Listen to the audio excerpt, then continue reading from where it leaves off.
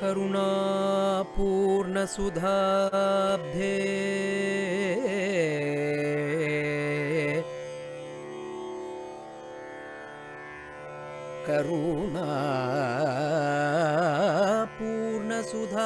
करुणापूर्णसुधाब्धे कबलित घन विश्वरूप किरणावल्या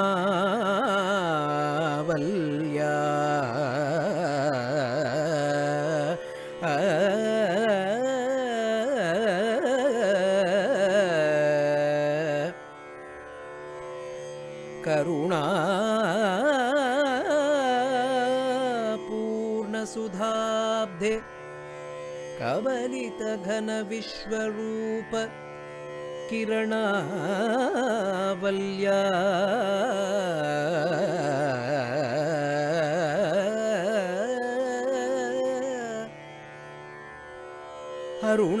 अरुणाचल अरुणाचल परमात्मन् अरुणाचल परमात्मन्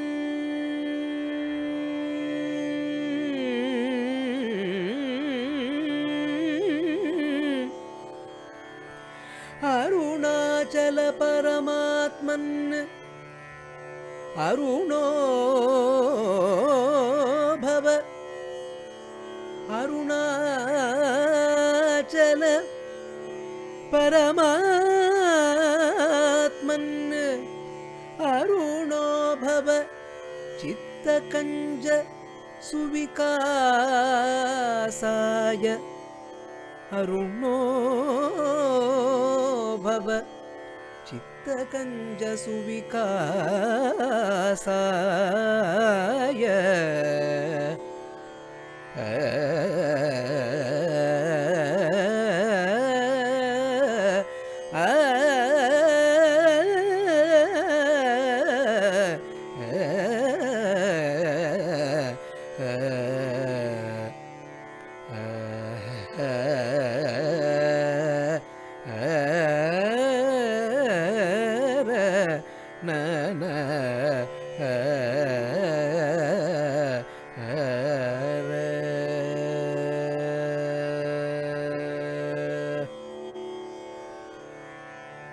त्वयि अरुणाचल सर्वं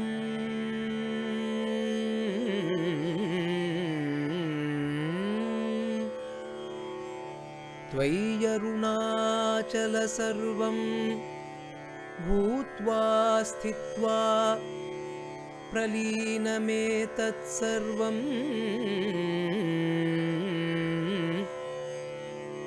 त्वयि अरुणाचल सर्वं भूत्वा स्थित्वा प्रलीनम् एतत्सर्वं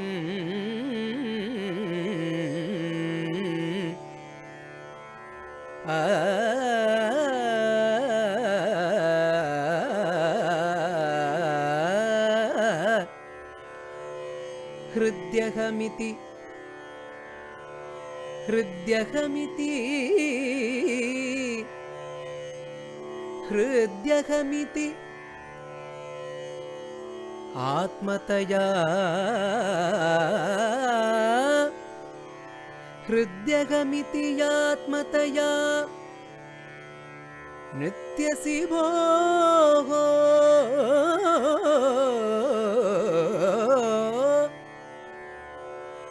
हृद्यहमिति आत्मतया नित्यसि भोः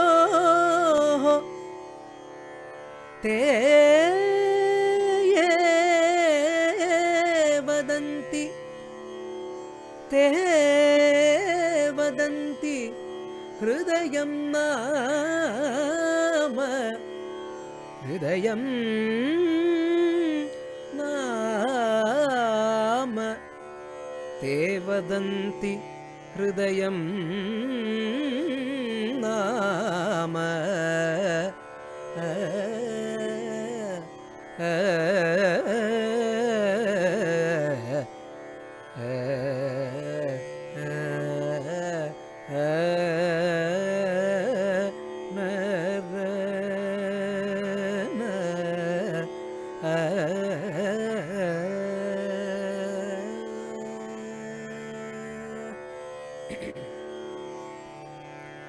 अगमिति कुतः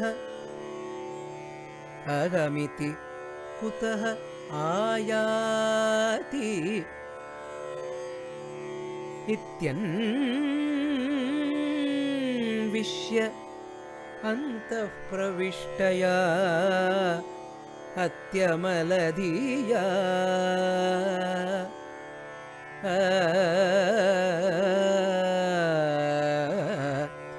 अगमिति कुतः आयाति इत्यन्विष्य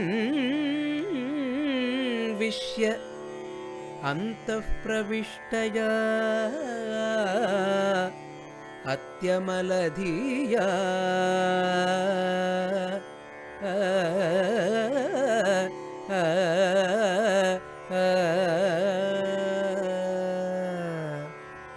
अवगम्य स्वं रूपम् अवगम्य स्वं रूपम्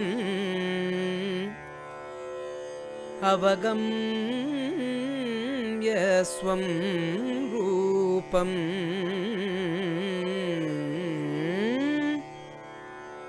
अवगम्य स्वं रूपम् शाम्यति अरुणाचल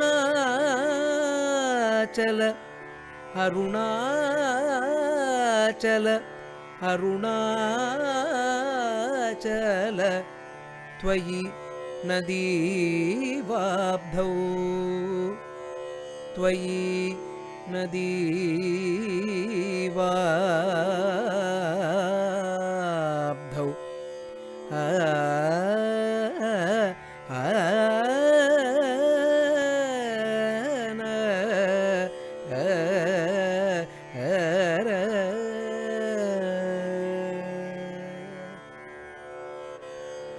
त्यक्त्वा विषयं बाह्यं त्यक्त्वा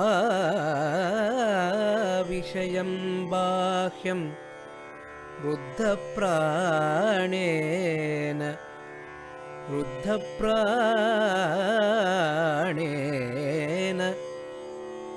रुद्धमनसा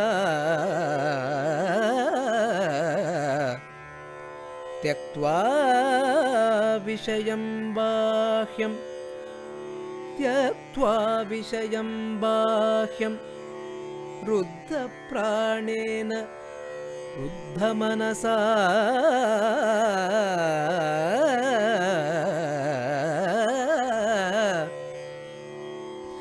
अन्तस्त्वां ध्यायन् त्वां ध्यायन्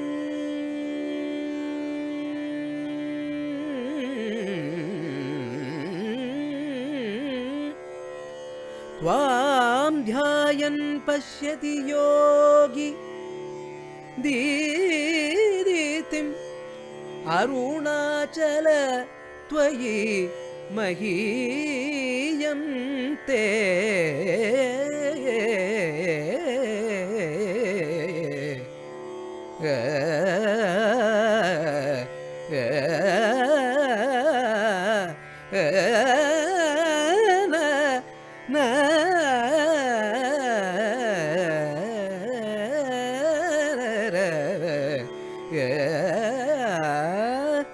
ध्यायन् त्वां ध्यायन् पश्यति योगी दीधितिम् अरुणाचल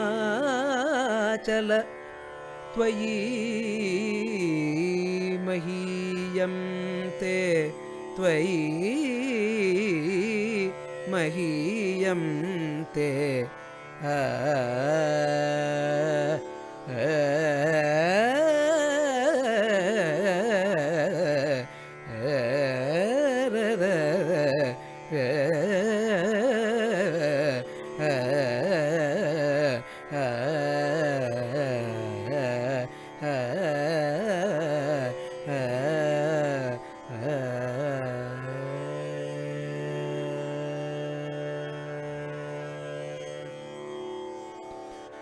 त्वय्यर्पितमनसा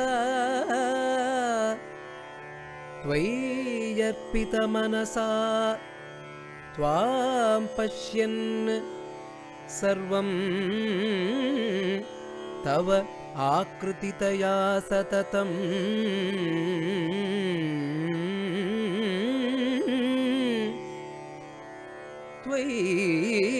त्वय्यर्पितमनसा त्वां पश्यन् सर्वं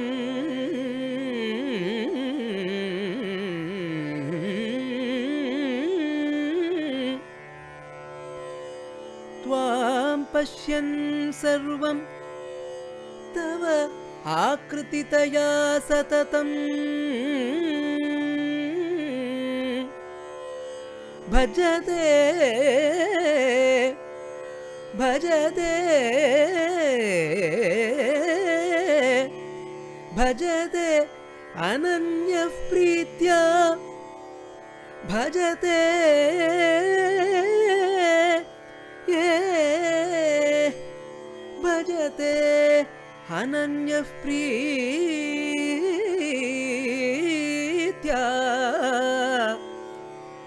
सहजयति सहजयति अरुणाचल अरुणाचल अरुणाचल अरुणाचल त्वयि सुखे मग्नः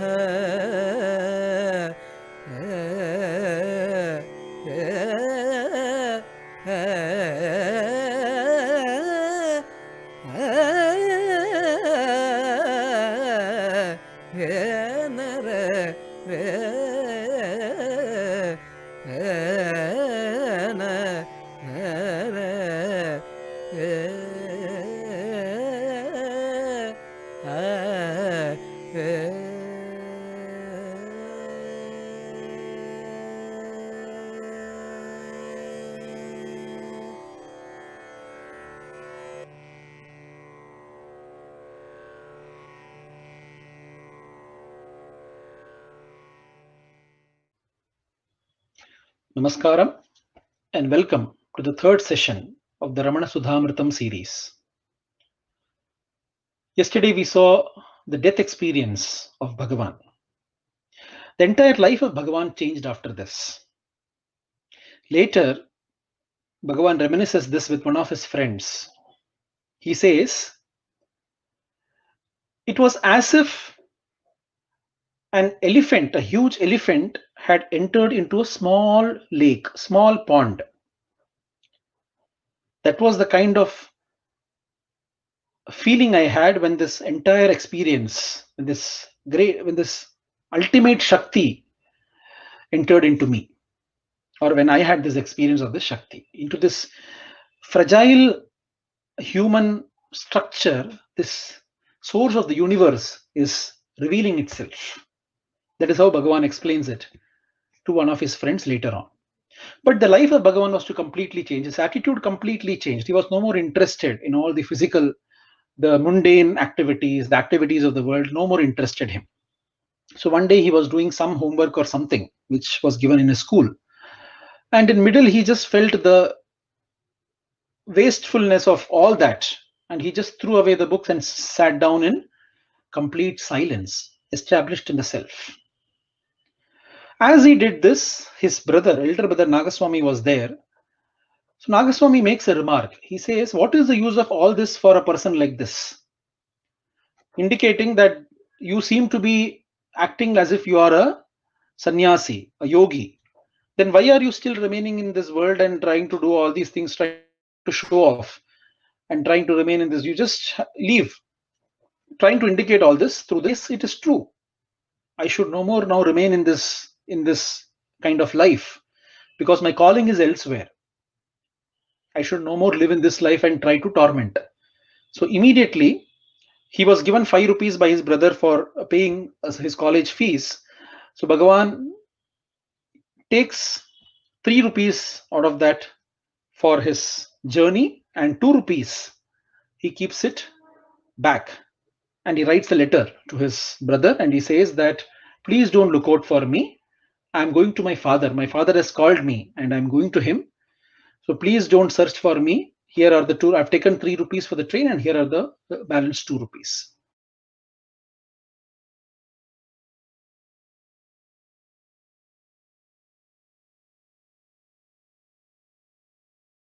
And what he refers to his father is Arunachala.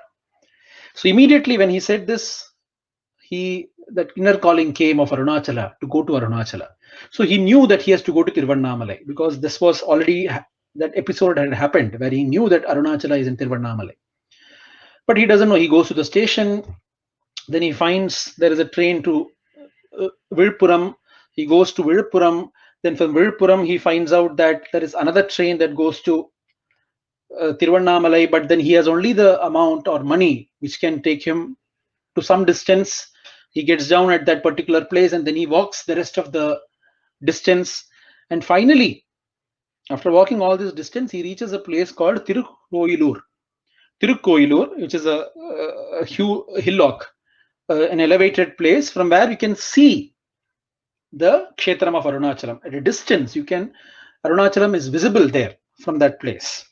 This was the same place, Tirukkoilur, where even Tirujnana Sambandar, when he came to visit Arunachala, to come to Tiruvannamalai, this is the place from which he sees Arunachala for the first time.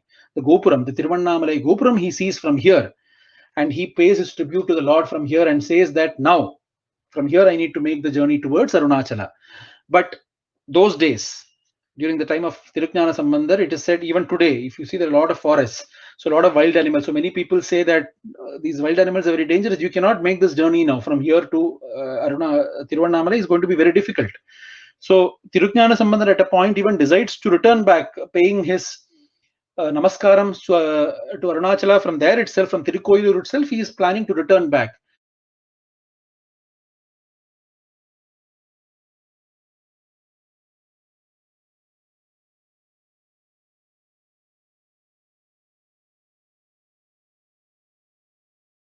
When a hunter appears in front of him and says that I will take you to Tiruvannamalai, I'm going that route only, I will take you to Tiruvannamalai.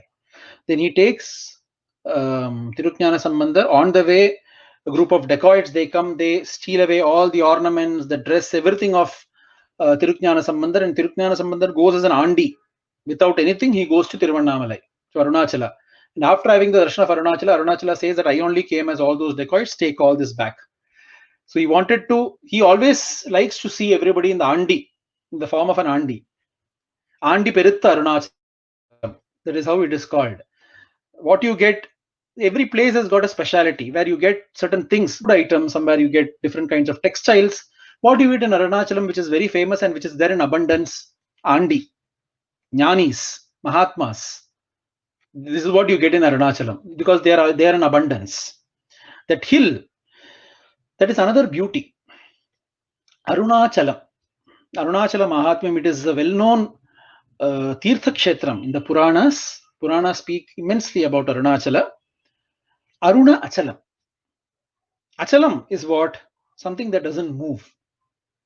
Sthanu, Shiva. Sthanu means Shiva. Something that does not move is Shiva. Aruna is Ambal, Devi, Parvati. So place where Aruna comes and becomes one with Achala, becomes one with Shiva, is Arunachala. This is as per the Puranas. You have the story where Parvati once closes the eyes of Parameshwara in a very joyous mood. But because of that, the entire world gets submerged into darkness. And because of this carelessness of the goddess, Shiva asks her to take birth on the earth and repent for the mistake she has done.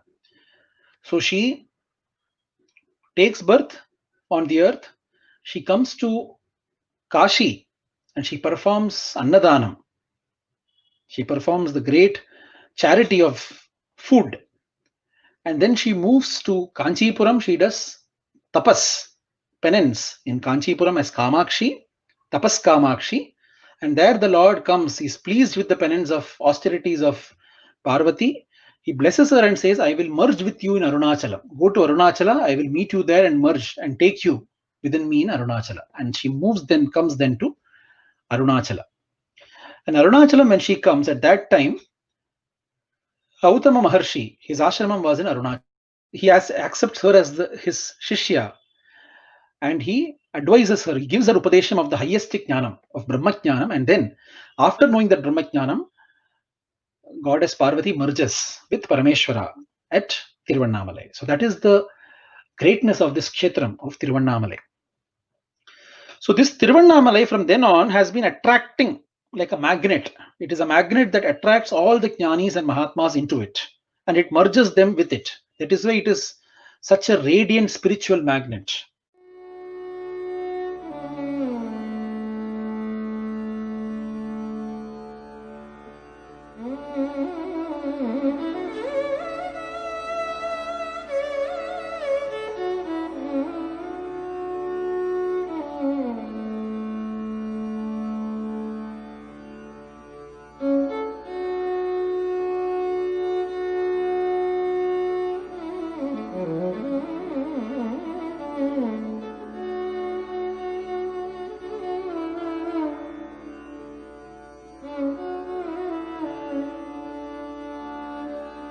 All the jnanis and mahatmas get drawn to this spiritual magnet of Arunachala.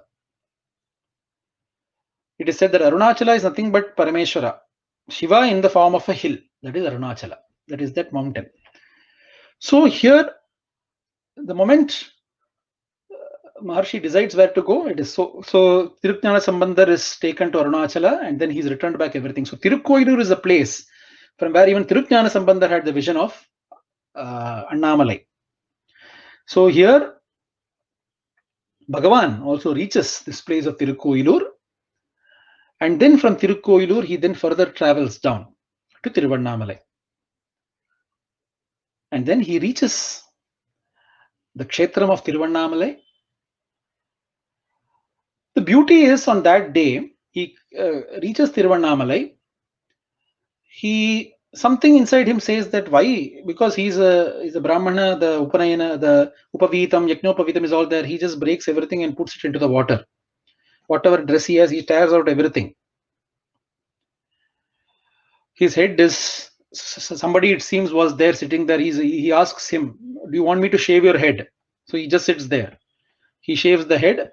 Whatever money he has, he gives, and the remaining money he puts it into the tank. So whatever money the barber had to be given, he gives him. The remaining money he puts into the tank. After all this happened, it seems a shower just came at that point of time. During the daytime itself, a huge shower came there as if to cleanse.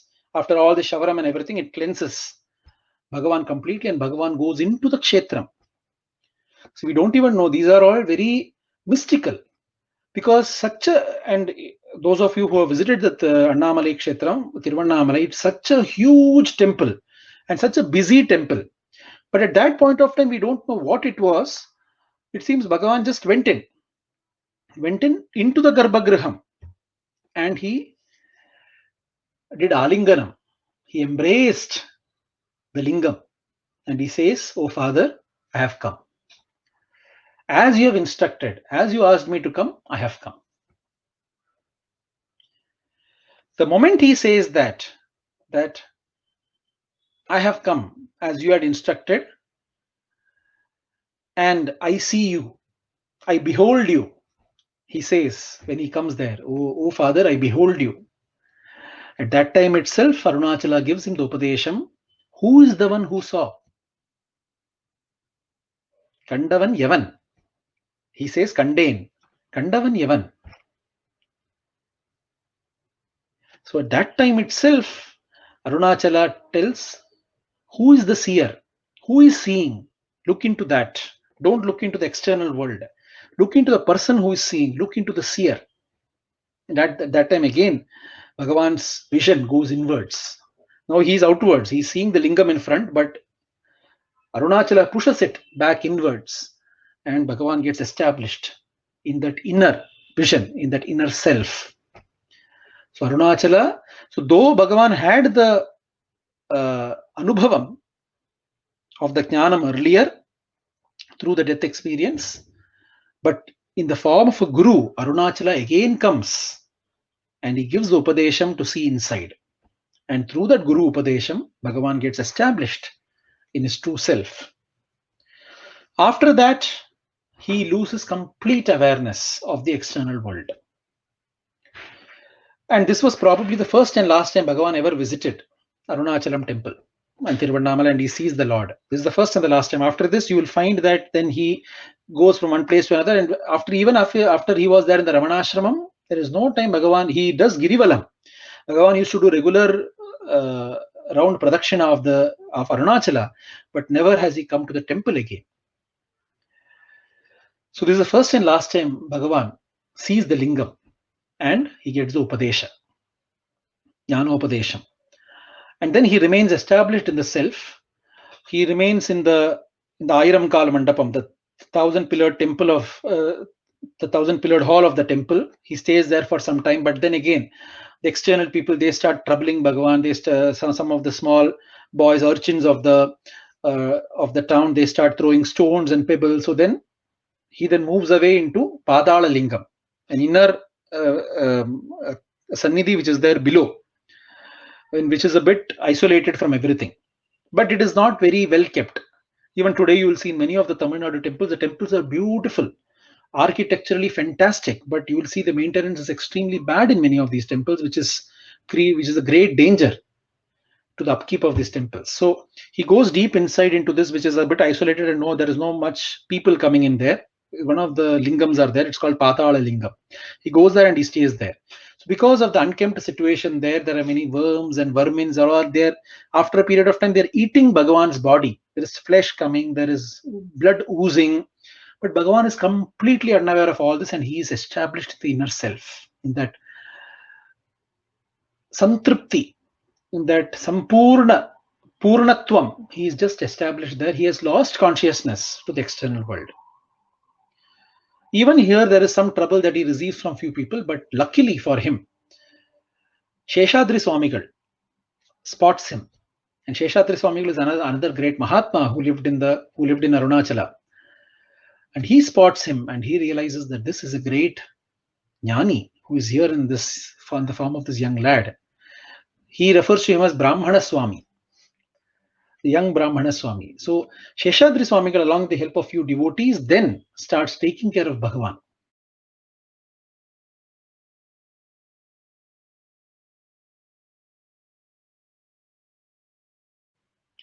Cleaning his body, giving him something so that the body sustains. Then after some time, he's moved away from the Patala Lingam to a nearby Subramanya Swami temple. Then from there, he's moved into various grooves, various gardens, many places Bhagavan stays. After that, then Bhagavan starts staying in different caves in Arunachala. Arunachala, that hill has got so many caves. So then Bhagavan starts staying in different caves. In one of these places is where Alagammal, now Alagammal, the situation there is very depressing because the sun has gone and it's been many days now. They are not able to find, and Bhagavan has not returned anything where he is going.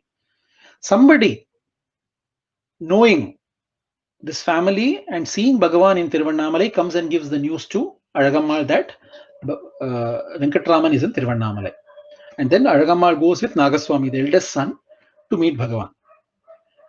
At that time, Bhagavan is there in that Mauna Sthiti. She goes and cries to Bhagavan, please come home. I will not live without you. She tries all means, but Bhagavan doesn't even wink, doesn't even move from that state. He doesn't even care. He just stays firm and determined. And finally, he writes to her. Finally, after even the devotees nearby, they are not able to bear the mother crying. So they tell Bhagavan, tell her something. It's your mother after all. She's crying so much. Why don't you tell her something? Then Bhagavan writes that whatever has to happen will happen. Fate is the greatest. This all is run by fate, destiny. So whatever has to happen will happen. How much ever you try not to prevent it. And whatever is not to happen will not happen, how much ever you try to make it. So the best thing is to remain in yourself and allow prarabdha to take its toll. So he gives this to his mother, and then his mother, having some kind of consolation, she retreats back, but she still is not completely out of it. Then she keeps visiting Bhagavan often, and finally, she then decides to stay with Bhagavan. And those stories are beautiful, which we shall see in the next 2 days. We shall see the beautiful stories of the devotees of Bhagavan and their interactions with Bhagavan, and how Bhagavan brought them to this Jnanasthiti. And Alagammal, the episodes in the life of Alagammal and Bhagavan is beautiful. How? Because she was a very orthodox lady, the orthodox lady of those times of Tamil Nadu, a Brahmin orthodox lady. Her husband is passed away, so she has shaven her head, and she's wearing those 18 yards, the typical way. Acharam, Anushtanam, all those things that have to be taken care of. Like she will not in terms of maintaining high amount of cleanliness, not eating with anybody else, eating alone, making food for yourself. So many things are there, when you come in that tradition, that orthodox way. How these things Bhagavan slowly changes and brings her to that jnanasthiti, to that ultimate state, is a beautiful episodes which we shall see in the next 2 days. Then finally, towards the end, she continues staying with Bhagavan, and then towards, I think, in 1922, around that time, she passes away. She gives up her body, and she's not cremated. She's buried because she attains that jnana, and Bhagavan ensures that she attains that ultimate state. So she is buried, but she cannot be buried in the hill. So then she is buried below, at the foot of the hill, at a particular place. She is buried, and this is the place that later on enlarged into the current Ramanashramam. So this is the place where Ramanashramam came in later days. So when Alagammal was there, Bhagavan was staying in Skandashramam, which was high up in the hill. But then, after a few years, after the samadhi of Alagammal, and after a few years, Bhagavan then comes down and continues to stay near this place of samadhi, which then later on becomes the current Ramanashramam. And then Bhagavan continues to stay there till his Mahasamadhi in 1950.